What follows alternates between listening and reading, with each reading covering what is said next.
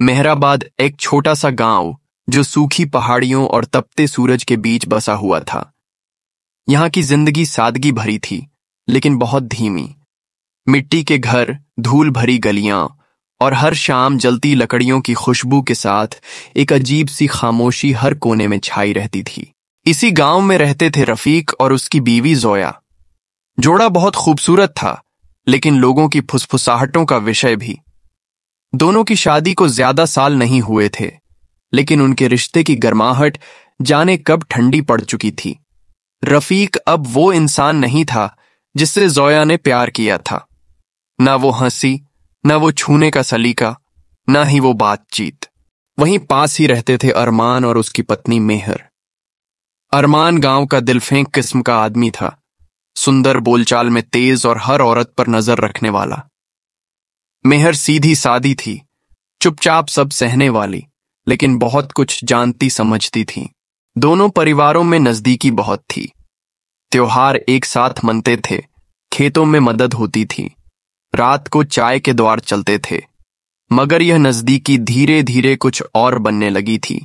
जोया कभी बहुत हंसमुख और उम्मीदों से भरी लड़की थी, पढ़ी लिखी, खुले दिल की और प्यार में विश्वास रखने वाली। लेकिन शादी ने उसकी आंखों की चमक छीन ली थी। रफीक दिन ब दिन उससे दूर होता जा रहा था। देर से घर आना, ज्यादातर वक्त शराब में डूबे रहना और कोई परवाह न करना उसकी आदत बन चुकी थी। जोया ने बहुत कोशिश की, उसके पसंदीदा पकवान बनाना, अच्छे कपड़े पहनना, सजना संवरना, मंदिर में मनौतियां मांगना, मगर कुछ भी काम न आया। उसकी तन्हाई में जब वो घर के बाहर नीम के पेड़ के नीचे बैठी रहती, तब अरमान की नजर उस पर और गहराई से पड़ने लगी। एक उमस भरी शाम थी, हवा भी रुकी हुई थी। जोया दिए की रोशनी में चुपचाप बैठी थी। तभी अरमान खेत से लौटते हुए बोला, जोया, तुम बहुत थकी थकी लग रही हो। वो चौंकी, लेकिन चुप रही। तुम इससे बेहतर की हकदार हो, उसने कहा और अपने घर चला गया। वो 3 शब्द उस रात जोया को सोने नहीं दिए। इसके बाद अरमान ने उसके आसपास मंडराना शुरू कर दिया। आम लाकर देना, मजाक करना, घर की चीजें ठीक करना, गाने गुनगुनाना, सब कुछ धीरे धीरे बढ़ रहा था। और फिर एक दिन उसने सीधा कह दिया, सिर्फ एक रात चाहिए मुझे जोया, सिर्फ एक रात जिसमें मैं तुम्हें वो एहसास दिला सकूं जो तुम्हारे शौहर ने छीन लिया। हाँ, रफीक ये सब सुन चुका था। उस दिन वो जल्दी लौट आया था और दीवार के पीछे खड़ा था। वो न गुस्से में था, न दुखी, वो बस हैरान था, ज्यादा अपने आप पर। उसे पता था कि उसने जोया को अकेला छोड़ दिया था, लेकिन जब उसने अरमान की बात सुनी तो उसके अंदर एक अजीब सी भावना जगी, पछतावा और शायद जलन। अगले दिन वो अरमान के घर गया।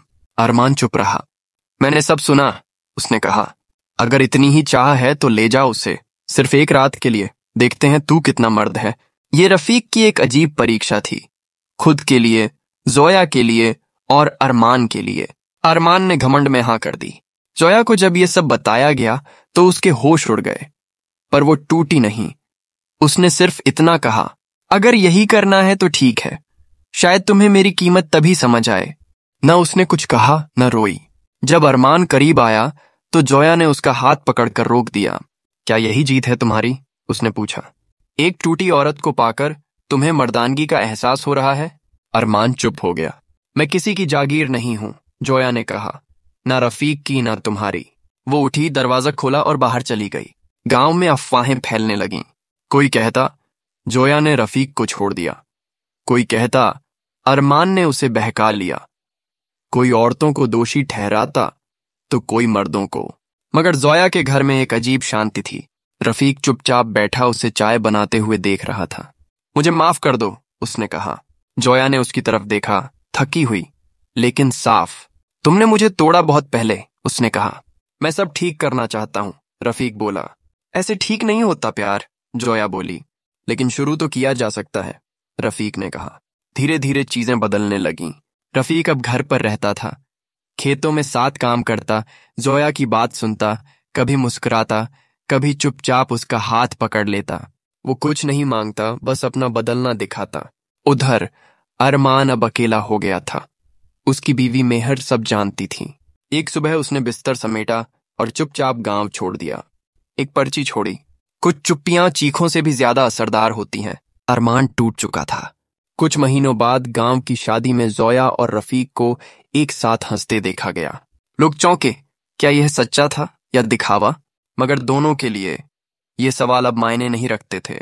उन्होंने नया रिश्ता शुरू किया था, प्यार से नहीं, समझदारी से। और मेहराबाद की गलियों में यह किस्सा फैल गया, एक रात जिसने सब बदल दिया। क्योंकि कभी कभी एक गलत रात ही हमें सही सुबह की ओर ले जाती है।